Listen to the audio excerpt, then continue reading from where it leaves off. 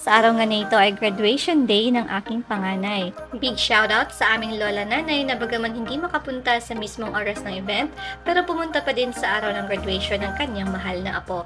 At heto, nag-lunch date muna kami. At ang fun fact, few hours before her graduation ceremony, ito abala sa mga follow-up orders niya. Hindi lang estudyante, negosyante din. Flex ko na rin pala itong mga gawa niyang bouquet, keychain at iba pang customized items. Sa mga gustong umorder, message nyo lang po ang page ng Gawa Ko Yarn, paki-like at follow na rin.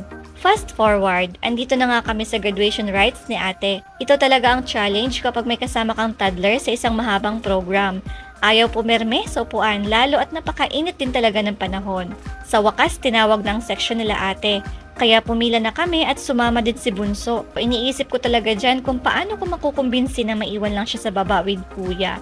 Buti na lang maagap naman ang kuya namin at napapayag niya si Bunso na wag nang sumama sa amin. Akala ko nga makakasama pa namin sa pag-akyat sa stage. Thank you sa kuya namin na naging official videographer / yayo sa momentong ito. Wala siya choice kundi pumalit muna sa posisyon ng daddy niya. Alcarejos Micaela Sian Rojo with high honors.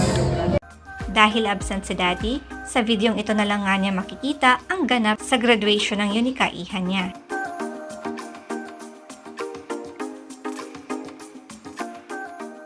At yan, picture taking na sila after makuha ang mga award at diploma nila. Matagal-tagal pa kasi bago maubos tawagin. More or less, 1,500 graduates lang naman kasi lahat sila. Ang saya talaga ng high school. Sa high school, natutunan natin ang halaga ng tunay na pagkakaibigan, pagiging matatag sa harap ng mga hamon, at ang kahalagahan ng pagtuklas sa ating mga pangarap.